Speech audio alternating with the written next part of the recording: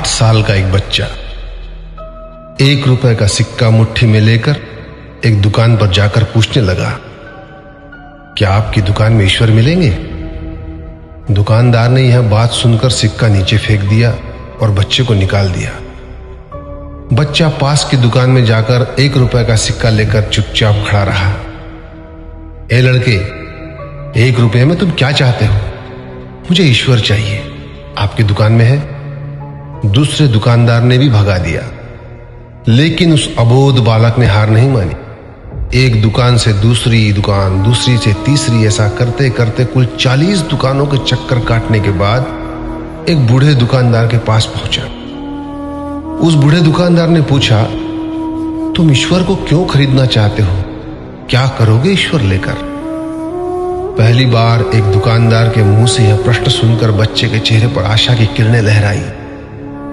लगता है इसी दुकान पर ही ईश्वर मिलेंगे। बच्चे ने बड़े उत्साह से उत्तर दिया, इस दुनिया में माँ के अलावा मेरा और कोई नहीं है। मेरी माँ दिन भर काम करके मेरे लिए खाना लाती है। मेरी माँ अब अस्पताल में है। अगर मेरी माँ मर गई तो मुझे कौन खिलाएगा? डॉक्टर ने कहा है कि अब सिर्फ ईश्वर ही तुम्हारी माँ को बचा सकते हैं। क्या आपकी दुकान में ईश्वर मिलेंगे?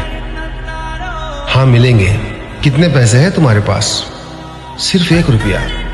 कोई दिक्कत नहीं है, 1 रुपए में ही ईश्वर मिल सकते हैं। दुकानदार ने बच्चे के हाथ से 1 रुपया लिया और उस 1 रुपए के अंदर 1 गिलास पानी के अलावा बेचने के लिए उसके पास कुछ भी नहीं था। इसलिए उस बच्चे को फिल्टर से 1 गिलास पानी भरकर दिया और कहा, यह पानी पिलाने से ही तुम्हारी माँ ठीक हो जाएगी। अगले दिन कुछ मेडिकल स्पेशलिस्ट उस अस्पताल में गए। बच्चे की मां का ऑपरेशन हुआ और बहुत जल्दी ही वह स्वस्थ हो गई। डिस्चार्ज के कागज पर अस्पताल का बिल देखकर उस महिला के होश उड़ गए। डॉक्टर ने उन्हें आश्वासन देकर कहा, टेंशन की कोई बात नहीं है। एक वृद्ध सज्जन ने आपके सारे बिल चुका दिए हैं, साथ में एक चिट्ठी भी दी है। महिला चिट्ठी खोलकर पढ़ने लगी। उसमें लिखा था, मुझे धन्यवाद देने की कोई आवश्यकता नहीं है। आपको तो स्वयं ईश्वर ने ही बचाया है। मैं तो सिर्फ एक जरिया हूं। यदि आप धन्यवाद देना ही चाहती है तो अपने अबोध बच्चे को दीजिए, जो सिर्फ 1 रुपए लेकर नासमझों की तरह ईश्वर को ढूंढने निकल पड़ा।